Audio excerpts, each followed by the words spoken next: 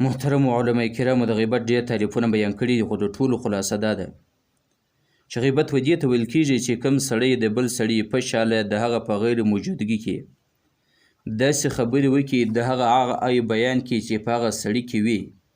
که چیرې هغه سړی په دې باندې خبر سي، په دغه باندې ناراضه کېږي، پریشانه کېږي، و دغه ته غیبت ویل کېږي.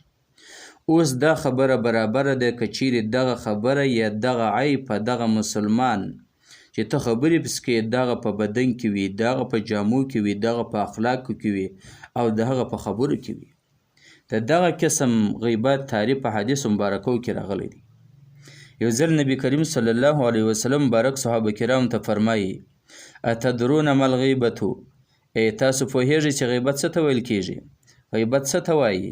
صحابه کرام عرض وکړي: الله ورسوله عالمو، الله او د هغه رسول په دې باندې پوهیږي، موږ نه پوهیږو. نبی کریم صلی الله علیه وسلم مبارک خپله د غیبت تعریف صحابه کرام ته بیانوي: ذکر اخاک فیما یکرهو، چې ته د خپل ورور داسې ذکر وکړي چې هغه دا بد ګڼي، یعنی د هغه داسې عیب بیانول چې هغه د دې په اورېدلو سره خفه کېږي، د هغه په اورېدلو سره پریشانه کېږي.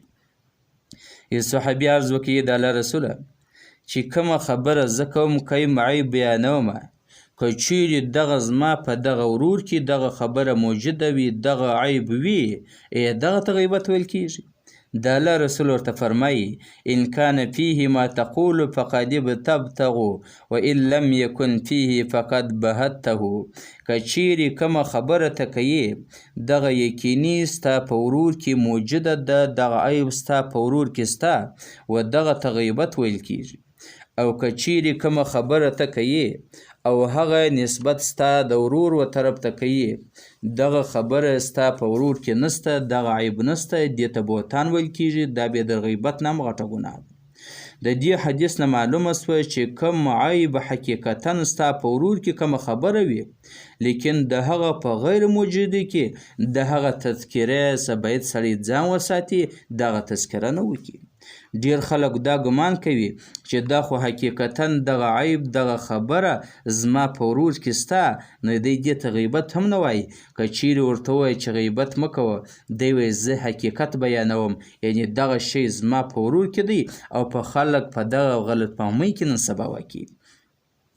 ځکه د دغه ذکر خو صراحتاً په حدیث کې ذکر سولو چې کومه خبره ستا په ورور کې ستا او ته د هغه ذکر کوې، هغه یادوي او دی په هغه باندې پریشانه کېږي، دغه ته غیبت ویل کېږي. او که چیرې په ده کې موجود نه وي، دغه ته بهتان ویل کېږي، او د بهتان سزا بیا د غیبت نه هم زیاته ده. یو ځل صحابه کرامو د رسول الله صلی الله علیه وسلم مبارک په مجلس کې ناست دي او د سړي په باره کې خبرې کوي. نو د الله رسول ورته فرمایي چې دغه ته غیبت ویل کېږي. صحابه کرام ورته فرمایي: د الله رسوله، دا کومې خبرې چې موږ کوو دا په دا سړي کې موجودې دي؟ د الله رسول ورته وفرمایل چې دغه کومې خبرې چې موجودې دي او دغه ته غیبت ویل کېږي. ځکه عربي عبارت دغه دی: ان عمر بن شعیب عن ابیه عن جده انهم ذكروا عند رسول الله صلى الله عليه وسلم رجولا فقالوا لا يأكل حتى يطعم ولا يرحل حتى يرحل له، فقال لهم النبي صلى الله عليه وسلم: اغتبتموه. فقالوا إنما حدثنا فيما فيه.